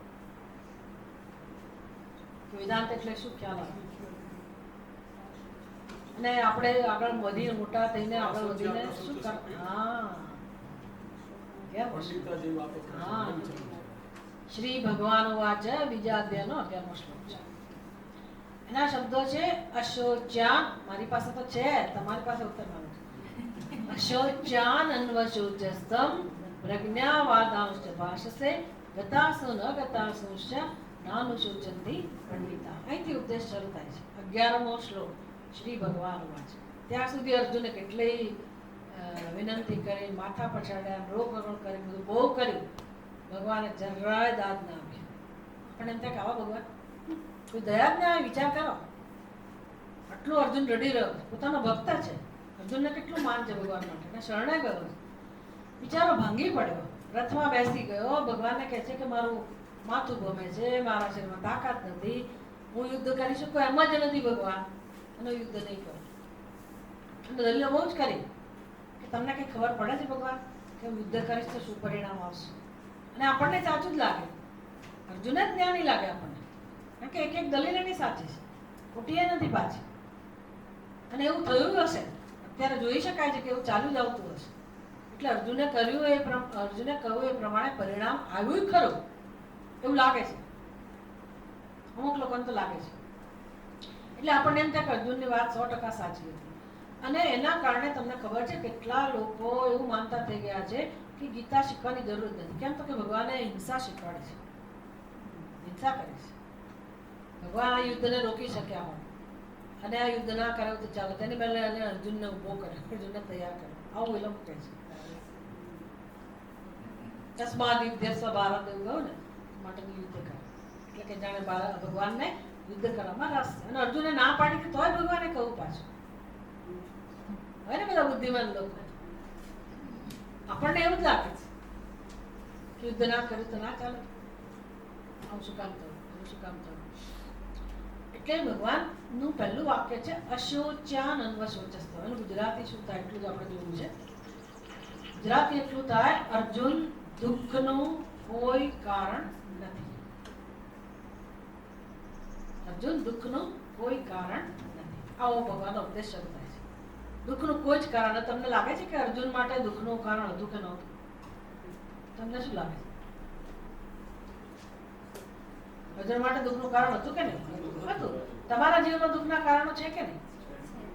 તમને કોઈ કહે કે દુઃખનું કોઈ કારણ નથી, કેવું લાગે? ના જ સમજાય ને. તમે એટલા દુઃખી, તમે જ જાણતા હો ને તમારા પ્રશ્નો, તમારો દુઃખ, તમારી અસહાયતા, પરવશતા, પરાધીનતા, કેટલું માણસ સહન કરે છે જીવનમાં. અને એને જ્યારે ભગવાન પાસે આવે, ચલો ભગવાન કઈ ઉપાય બતાવશે, અને ભગવાન એવું કહે કે દુઃખનું કોઈ કારણ જ નથી, તો શું સમજવાનું? આખી ગીતા એ શીખવાડે દુઃખનું કારણ કેમ નથી. એ સમજવા જ્યારે આપણે તૈયાર થઈશું ત્યારે વેદાંતનું મહત્વ સમજાશે. દુઃખનું કારણ જ નથી એવું કેવી રીતે બને? ચેલેન્જ છે. પણ અત્યારે તો દુઃખ છે ને, હું સમજવા તૈયાર નથી કે દુઃખનું કોઈ કારણ નથી, કારણ કે મારી બુદ્ધિમાં દુઃખના કારણો છે. તો છે તો કઈ વાંધો નહીં. ભગવાન કહે છે કે હું તમને કોઈક ને કોઈ રૂપે આવીને મદદ કરી શકું એમ છું. રામચંદ્રજીના રૂપમાં હું છું, તમે મારું શરણ લો. ભલે તમે દુઃખી હોત, ભલે તમને દુઃખના કારણો જણાતા હોય, છતાં પણ તમે આશ્રય લો. એટલે રામાન પરાયણમ ભરતરમ, રામાન નાસ્તિ પરાયણમ ભરતરમ. રામચંદ્રજીથી ચડિયા તો બીજો કોઈ આશ્રય નથી. એટલે અમારે શું બનવું પડે? રામસ્ય દાસો અહમ અસ્મિ. હવે જીવનમાં શું નિર્ણય થવો જોઈએ? હું રામજીનો દાસ છું. દાસ બનવા માટે તો આખી ભગવદ ગીતા શીખવું પડે કે દાસ કોને કહેવાય. પણ બહુ સુંદર છે. તમને કહું, આ બધું શીખવાનો જ એટલો આનંદ છે કે પછી તમારે કંઈ કરવાની જરૂર નહીં. બધું થતું હોય ને તો ભલે થતું, તમને કંઈ સ્પર્શે જ નહીં. તમારી મહત્વ બુદ્ધિ શેમાં હોય? રામજીમાં, કે હું રામજીનો દાસ, રામજીનો નોકર છું. એટલે ખરેખર શું શીખવાનું છે? જેમ આપણે આની અંદર જ એક શ્લોક આવતો ને કે માતા રામો મત પિતા રામચંદ્ર, સ્વામી રામો મત સખા રામચંદ્ર, સર્વસ્વમ મે રામચંદ્રો દયાલુ, નાન્યમ જાને નૈવ જાને જગત. બસ આ જીવનમાં બની જાય. જે બધા સંબંધો છે ને આપણા કુટુંબમાં, પરિવારમાં, જ્યાં પણ, એ બધા સંબંધો ભલે રહે. એક સંબંધો તોડવાની જરૂર નથી. મીરાબાઈએ ભલે છોડ્યા, તમારે છોડવાની જરૂર નથી. ગમે તેવું દુઃખ આવે તો પણ તમારે એવું કરવાની જરૂર નથી કે આ બધા નકામા છે અને માત્ર હું છોડી દઉં એટલે સુખી થઈ જાઉં. એ ક્યારેય બનવાનું નથી.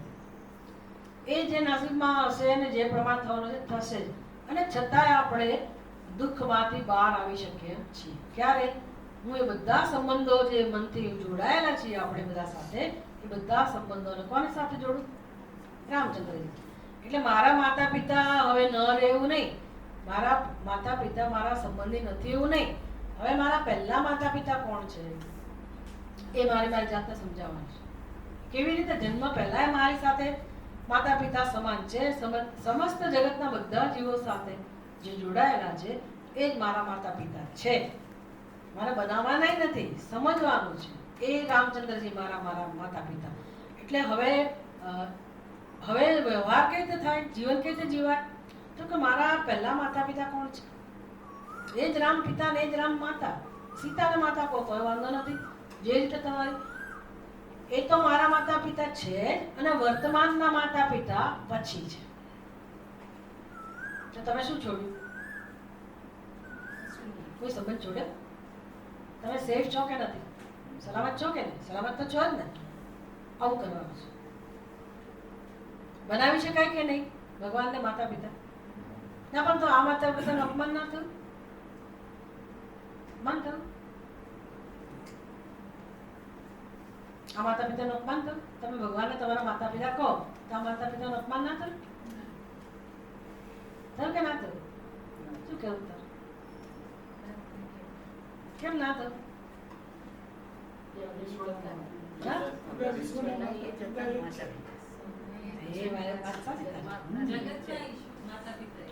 એટલે એનો શું થયો? હું જેને માતા પિતા કહું છું એના માતા પિતા આ જ છે. એમને ખબર નથી, એમને ખબર નથી, પણ કઈ વાંધો નહીં, મને તો ખબર છે. એટલે હું કોઈનો તિરસ્કાર કરતી નથી. તો રામચંદ્રજી મારા માતા પણ છે, પિતા પણ છે. એટલે હું સૌથી પહેલા જો આપણી જીવન જીવવાની રીત કેવી છે તો કે હું પહેલા પતિ છું, હું પતિ છું, પછી હું ભક્ત છું. આપણી બુદ્ધિમાં કેવી સમજ છે? હું ફલાણો વ્યક્તિ, મારું નામ એવો હું, અથવા એવી હું, ફલાણા બેન એવી હું.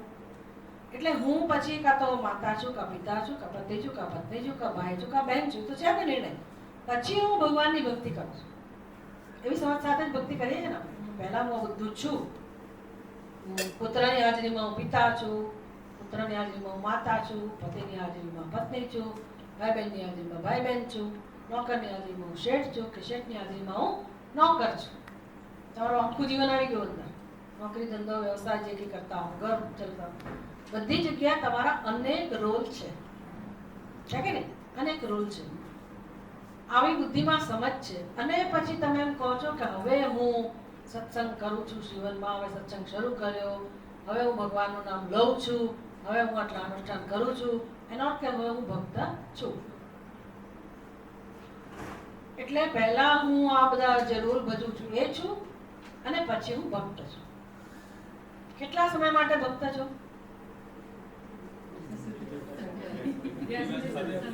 ના, માની લો કે એક દિવસની વાત કરો તો દિવસમાં કયા સમય ભક્ત છો? આપણી માર્કેટ છે કઈ ભદ્રા પાસે, જૂના જમાનાની માર્કેટ બધી લાલ દરવાજા પાસે કઈ બધી માર્કેટ હોય, પેલી ફોડ એને શું કહેવાય, ઢાલગર વાળા. એટલે જે ત્યાં તો કે બીજા સંપ્રદાયના લોકો હોય, આપણા હિન્દુઓ હોય તો તમે કોઈ પણ દુકાનમાં જાઓ સવારના પોરમાં શું કરશે? ભગવાન અગરબત્તી ના હાથ બધું કરશે. અને બસ દુકાન ખુલી એટલે પહેલા આ કામ, અને પછી ધંધે બેસી જાય. પછી એ ભક્ત છે? તમે જાણો છો કે પછી એ શું કામ કરે છે? એમ આપણે ઘરમાં ભક્ત છીએ ક્યારે છીએ? સવાર થોડોક સમય, પછી આપણા કામ ધંધે કે ઘરના બીજા વ્યવહારમાં ડૂબી જઈએ. પછી પાછા સાંજે વાત કરીએ તો કરીએ, નહીં તો બીજે દિવસે. પણ આખો સમય આપણે પછી શું છીએ? આપણું જે રોલ કરવાના છીએ એ. આ આપણી વર્તમાન સ્થિતિ, વાસ્તવિકતા છે. બરાબર? આ સમજવાનું પહેલા કે આવું છે. ઘણા લોકો ભગવાનને નથી માનતા તો એને કે આવું બધું આવતું નથી. એ તો સવારથી સાંજ પક્કા સંસારિક છે. આપણે એવું માની લઈએ કે ચલો અમે બે થોડુંક ભગવાનને વચમાં લાવીએ છીએ એટલે અમે ભક્ત પણ છીએ અને સંસારી પણ છીએ. અમે કે એના જેવા નથી, અમે ભક્ત છીએ. સાચી વાત છે. ચો કેટલો સમય? મારો પ્રશ્ન છે કેટલો સમય? થોડો સમય. કેટલાક લોકો વધારે સમય આપતા હશે, પણ મોટા ભાગનો સમય શેમાં જાય? આપણા વ્યવહાર કરવામાં. એટલે એટલો સમય આપણે ભક્ત નથી. એ તો નક્કી થઈ ગયું. હવે જીવનમાં શીખવાનું છે શું? જીવનમાં કામ શું કરવાનું છે? તો કે આ રેશિયો બદલવાનો છે, ધીરે ધીરે ધીરે આ રેશિયો બદલવાનો છે. પેલું 1 જ કલાક હું ભગવાનની ભક્ત હતી, બાકી આખું જીવન મારું આખો દિવસ પેલું હતું, બીજો રોલ હતો, આ ગૌણ રોલ હતો, અને આ મુખ્ય રોલ હતો કે મારે બહેન તરીકે આટલું કર્તવ્ય અને પતિ તરીકે આટલું કર્તવ્ય, નોકર તરીકે, શેઠ તરીકે આ બધું હતું. એટલે મારી બુદ્ધિમાં આવો એક રેશિયો છે. હવે ધીરે ધીરે ધીરે આપણા ભાવ વધતા જાય, સમજ વધતી જાય, વિચારો આપણા સ્પષ્ટ થતા જાય, તો મહત્વ કોનું સ્થપાતું જાય? આ સત્સંગમાંથી આપણે શું શીખીએ કે જીવનમાં કોનું મહત્વ છે, કોનો આશ્રય લેવાનો છે? મારે ભગવાન. એટલે મારો બધો પ્રેમ, બધું મહત્વ એટલે કે વિચારો, ચિંતન, મનન, લાગણીઓ, ભાવનાઓ બધું શેના સાથે જોડાતું જાય? ભગવાન સાથે. એમ કરતા કરતા હવે મુખ્ય સંબંધ કોની સાથે થયો? ભગવાન સાથે. પહેલા તમે પતિ હતા ને ભક્ત હતા, પત્ની હતા ને ભક્ત હતા, હવે શું બનો? ભક્ત છો અને પછી પતિ છો. પતિ નથી એવું નહીં, પત્ની નથી એવું નહીં, પણ પહેલા તમે શું છો? ભક્ત. તો પરિવર્તન આવ્યું કે નહીં? અચાનક ના આવે, અચાનક ના આવે, પણ લાવવાનું છે. એમના મોક્ષ. પછી મોક્ષમાં કેવું વાર નથી, લગભગ પહોંચી જ ગયા જો. પણ સર્વસ્વમ મે રામચંદ્ર દયાળુ. એટલે શું? મારા જીવનમાં જે પણ પરિસ્થિતિ આવે, હરિ કરશે તે મમ. કેમ? તો કે એ જ મારા માટે મહત્વનું છે, એ જ ખરા સંબંધી છે. એટલે તમને તમારા સંબંધીઓની ચિંતા હોય તો હવે એ ચિંતા કોણ ક્યાં ક્યાં ટ્રાન્સફર થાય કે ના થાય? તમારા બાળકો પોતાના પ્રશ્નો માટે કોની સામે જોવે? તમારી સામે. મારા પપ્પા ઉકેલ છે, મારા મમ્મી કરશે. તો હવે તમે કોની સામે જુઓ? તમે તમારા બાળકોમાં રસ લો છો કે નથી? ચેતન છો ને, લેવાના ને ખબર છે. તો ભગવાન જળ છે, જળ છે. તમે જ્યારે એને માતા પિતા તરીકે જુઓ તો એ તમારા સંતાન તરીકે તમને નહીં જોવે, તમારા પ્રશ્નો નહીં ઉકેલે, તમારી ચિંતાઓ ક્યાં ટ્રાન્સફર થઈ? શરૂઆત થઈ કે નહીં? તમે હલકા થયા કે ના થયા? ના સમજાય તો પૂછજો, કરી જોજો પહેલા કે આવું થાય કે ના થાય. એટલે કરશે, ભગવાન કરશે. મારે કરવાનું, મારે જે કરવાનું છે, પણ મુખ્ય મારો સંબંધ પહેલા નક્કી થવો જોઈએ કે હું એકલો નથી કે એકલો નથી, મારી સાથે પરમાત્મા પણ છે. તો આને કહેવાય, આપણે એક દ્રષ્ટાંત પણ આપેલું ખબર છે? આ મંત્ર, આ શ્લોક જ્યારે કરતા હતા ને, માતા રામો મત પિતા રામચંદ્ર, ત્યારે એક દ્રષ્ટાંત પણ આપેલું કે આ ટ્રાન્સફરન્સ કેવું હોય છે. એ સમય દયાનંદી મહારાજ હંમેશા આવતા કે એક શેઠને ત્યાં હંમેશા એક રસોઈયો આવતો હતો, યાદ આવે ને? રસોઈયો આવતો હતો અને એને એટલો સરસ ગાવાનો શોખ, એટલે રસોઈ કરતા કરતા મસ્ત બધું ગાય. પછી કોઈ મહેમાન આવ્યા હતા અને ડાઇનિંગ ટેબલ ઉપર બધા બેઠેલા હતા અને જમવાનું શરૂ થયું. તો પેલો ગાતો તો રસોઈયો તે સંભળાયો. એટલે પહેલા પણ થોડાક રસ વાળા સંગીતમાં. એટલે મહેમાને પૂછ્યું કે આટલું સરસ કોણ ગાય છે? તો શું જવાબ આપે? શેઠ શું કહે છે? મારો રસોઈયો ને બહુ શોખ છે ગાવાનો, એ ગાય છે. પછી પહેલા મહેમાનને રસ પડ્યો કે આટલું સરસ એને જો આવડતું હોય તો ચાલો આપણે એને થોડી મદદ કરીએ. એટલે બંને જણા નક્કી કર્યું કે ભાઈ આને આપણે સારી ટ્રેનિંગ આપીએ તો સરસ કલાકાર બની જશે. તો બધી મદદ કરી અને રસોઈયાને પણ ગમતું હતું. એટલે થોડાક વર્ષોમાં એ સરસ મજાનો ગાયક થઈ ગયો. પછી એના ઘરે જ્યારે કોઈ બીજા મહેમાન આવ્યા અને જમતા હતા તો રસોઈ એટલી સરસ હતી, રસોઈયો હતો જ ત્યાં, અને એક એનો રોજનો રસોઈયો નહીં, એ તો પછી કામ છોડી દીધું, ગાયક બની ગયો. પણ એક દિવસ મળવા આવ્યો હતો શેઠજીને, અને પછી શેઠજી હું તમને સરસ જમાડીશ. ખબર હતી ને કે શેઠજીને શું ભાવે, કે આજે હું તમને જમાડીશ. અને એને રસોઈ બનાવી અને જે મહેમાન હતા એને પૂછ્યું કોણે રસોઈ બનાવી? તો હવે શેઠજી શું કહે છે? રસોઈયા જ રસોઈ બનાવી છે ને, માણસ એનો જ છે. પણ હવે ઓળખાણ કઈ રીતે પાછળ? પેલો મોટો જે તમે સાંભળ્યું છે પેલો સિંગર, એટલે હવે એ રસોઈયામાંથી શું બની ગયો? કલાકાર. એમ આપણે પાર્ટ ટાઈમ ભક્તમાંથી શું બનવાનું છે? Full time. કશું છોડ્યા છડ્યા વગર જીવન એમને સલામત છે, કઈ પીવાની જરૂર નથી, કોઈ સંબંધો છોડવાની જરૂર નથી. પછી તો વેદાંત શીખવાડે કે તમે તમારું હતું જ શું કે તમે છોડ્યું. શરીરે તમારું નથી, તમે છોડનારા કોણ? પડે. અત્યારે એવું નહીં માનવાનું કે કોઈ છોડી જ શકાતો નથી ને આપણું કઈ છે જ નહીં, આપણું બધું છે. અત્યારે આપણી બુદ્ધિમાં મારું મારું જ છે, જે મારું નથી તોય શરીર એટલે કોણ? હું. અને આ સગા સંબંધીઓ એટલે કોના? મારા. જો પહેલેથી જ એમ હોત કે મારા કોઈ છે નહીં તો તમને દુઃખ હોત, ચિંતા હોત. બધું દુઃખ ને ચિંતા શેમાંથી છે? ઓહો, મારામાંથી. પણ એ મારા ક્યાંથી આવે? હજી ઊંડા જવાનું છે. મારા ક્યાંથી? મારા આમનામ ના બને. પહેલા હું કોણ એ હોવું જોઈએ, પછી મારા નક્કી થાય ને. તો હું એટલે કોણ? શરીર. તમે કહેશો એમાં શું, એ તો છે જ ને. મેં જ કહું, કેટલા વર્ષ સુધી શરીર તમારી સાથે છે? તો શરીર તમારું થયું? તમારું નથી, તમે નથી. કારણ કે તમે મને તમારા પિતાએ બનાવ્યા, માતા પિતાએ બનાવ્યા, કોણે બનાવ્યા? તમે હું કઈ રીતે કહેવાય? જો ભગવાન જ બનાવેલું હોય તો અત્યારે કોનું હોય? આપણે શું સમજીએ છીએ? એટલે કેટલી ફરિયાદ છે પાછી. મારી આંખ કેમ આવી બનાવી, મારો કાન કેમ આપો કર્યો, મને રંગ કેવો આપ્યો, મને ઊંચાઈ કેમ આપી. આખી જિંદગી માણસ આમાં બિચારો દુઃખી થાય છે. અને બ્યુટી પાર્લર આમ ચાલે છે. કેટલી કમાણી થાય છે.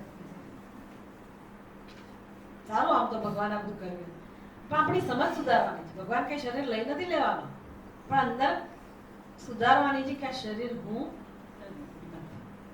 તો શરીરને શું કહેવું? વ્યવહારમાં તો હું જ કહેવું પડશે, પણ સમજ કઈ હોવી જોઈએ? મને શરીર આપવામાં આવ્યું છે કે નથી? કે આમ ના હોય કર્મ ભોગવવા આપ્યું છે? ખાલી ભોગવવા આપ્યું છે? નવી નવી ગાડી આપી છે, ભાઈ તમે એનો ઉપયોગ કરો. કોઈ ગાડી આપણને આપી હોય તો આપણને થવું જોઈએ કે આપણે એનો ઉપયોગ કરીએ. એમ શરીર શાના માટે છે? ઉપયોગ કરવા માટે. અને આપણે શું કરીએ છીએ? આપણે શું કરીએ? માણતા નથી, ફરિયાદ કર્યા કરીએ છીએ કે જો ને મને કેવું શરીર આપ્યું, કેવો દેખાવ આપ્યો, કેવા માતા પિતા આપ્યા, કેવા ભાઈ બહેન આપ્યા, કેવા પતિ પત્ની આપ્યા, કેવું કરવાનું ફળ ભોગવવાનું આવ્યું, કે મારા જીવનમાં આવું છે. આ ચાલે છે ને. અને એને પાછળ સપોર્ટ કરીએ છીએ બધી વસ્તુ, એટલે બધા દુઃખી થઈએ છીએ. ભાઈ એ છે તો એને કે ના પડાય એવું નથી, છે એના કારણો છે. પણ મને જો આપણે આજે એટલું જ યાદ રાખવાનું છે આજનો વિષય, કે હું નવું શું કરી શકું એમ છું. પડી ને જે પરિસ્થિતિ છે એમાં કઈ ફેરફાર આપણે કરવો નથી. કરી શકો તો તમે ભલે કરો, તમારા શક્તિને સમય તમે ભલે આપો, પણ જે છે ભલે રહું. હું નવું શું કરી શકું એ શીખવાનું છે. તાકાત નથી ઘણા લોકોમાં આ વિચારવાની. એટલા ડાઉન થઈ ગયા માણસો, એટલા ખલાસ થઈ ગયેલા છે ને કે બિચારા કઈ ઉત્સાહ જ જીવનમાં કે હું શું કરું. નવી જનરેશનની આ હાલત છે, તમને ખબર નહીં ખબર. બહુ ખરાબ હાલત છે, પોતાને શું કરવું એ ખબર નથી. અને એટલો તિરસ્કાર, એટલી નફરત લઈને માણસ જીવ્યા કરે છે. કરે શું? કારણ કે નફરત જન્મે એવું એની સાથે થાય જ છે. શું કરે? પણ આપણે એમાંથી બહાર નીકળવું છે. હું એટલું કરી શકું કે મારે મારા મનમાં જે કે દુઃખ છે, વિષાદ છે, એમાંથી મારી જાતને બહાર લાવવી છે. ક્યાંથી લાવવી? આ કરી શકું એમ છું. કોની મદદથી? આ કોઈ કામમાં નહીં આવે. બધા એ કામમાં આવશે શેના માટે? તમને જમાડશે.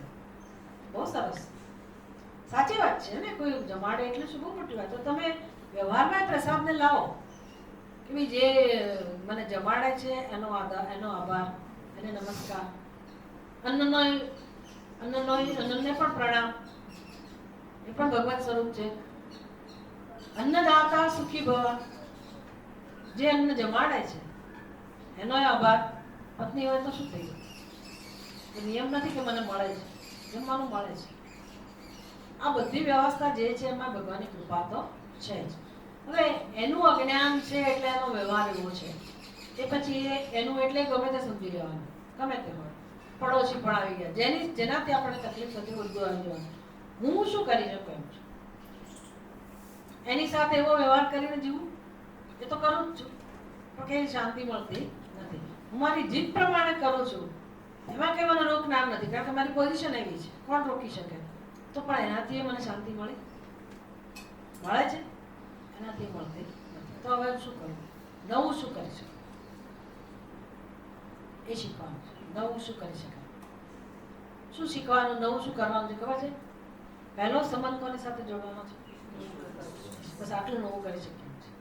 એ તમને જે રીતે ગમે એ રીતે, જે ભગવાન બધાની અંદર બધું મૂકેલું છે. તમારી અંદર જે પ્રકારની ભાવના જન્મે, જે પ્રકારના વિચારો જન્મે, જે પ્રકારનો વ્યવહાર કરવાની પ્રેરણા જન્મે, કોની સાથે? ઈશ્વર સાથે, પરમાત્મા સાથે. એ તો આપણાથી થઈ જ શકે. એટલે જુઓ, આ શ્લોકમાં આપણે આટલી વસ્તુ કરી કે ભાઈ રામસ્ય દાસો સ્મ્યહમ.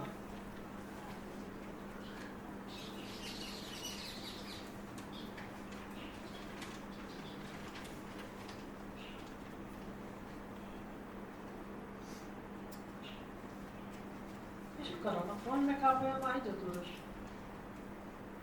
તારે જ કરવાનું છે.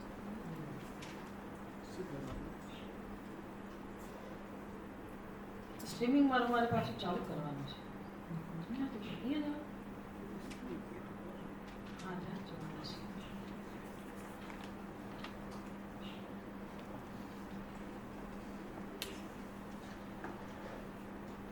રામસ્ય દાસો સ્મ્યહમ. એટલે હવે આપણે શું બનાવવું છે? રામજીના દાસ. બસ તમે એકવાર રામજીના દાસ બનો. આ બધું જીવંત વસ્તુ છે, કોઈ કર્મ નથી. આ બધી વસ્તુઓ જીવંત છે. સ્ટ્રીમ ચાલુ હવે એનું કેમેરા બદલવો પડશે, સેલ્ફ મોડ પર લાવવો પડશે.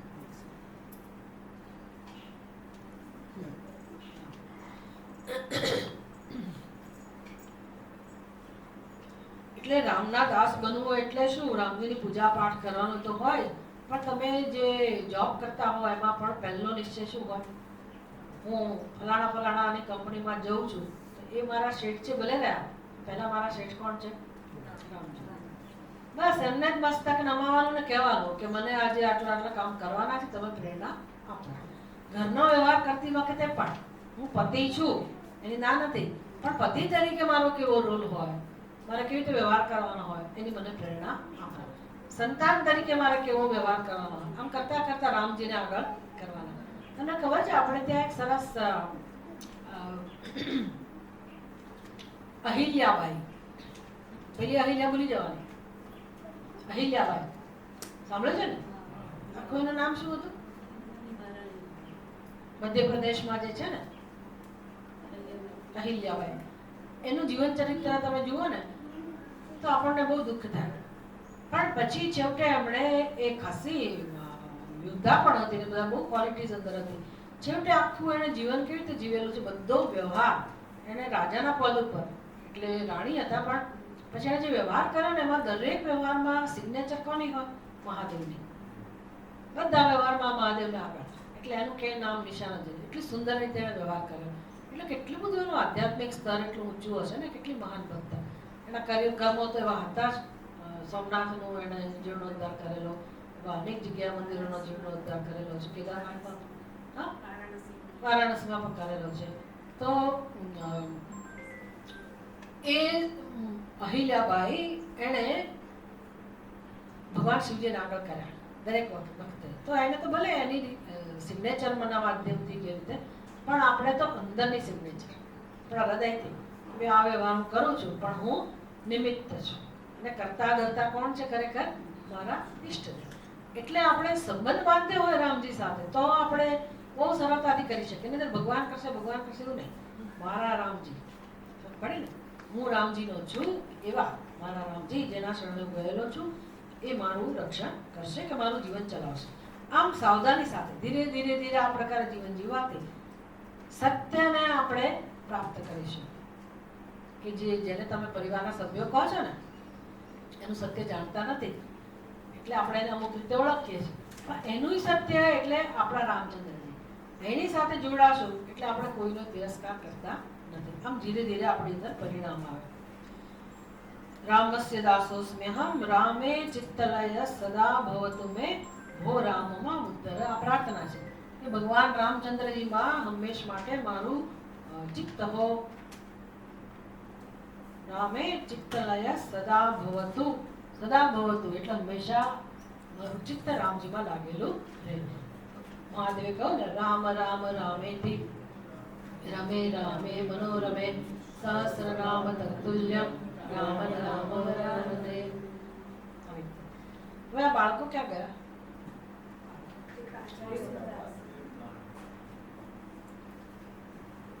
આ સેશનમાં હવે આપણે થોડોક સમય ક્વેશ્ચન આન્સર માટે, થોડોક સમય શ્રેયાંશને કઈ વાતચીત કરવાની હોય એના માટે કેમ ટોક.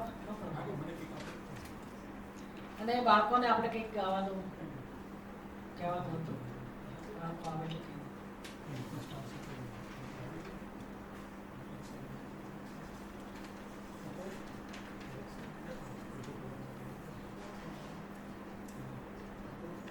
આમાં કોઈ ફેઝ ઉપર રાખવાની વ્યવસ્થા નથી.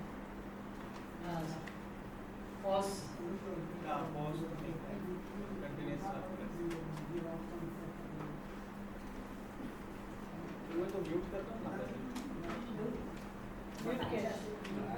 લાઈવ ની અંદર મ્યુટ કરી દો.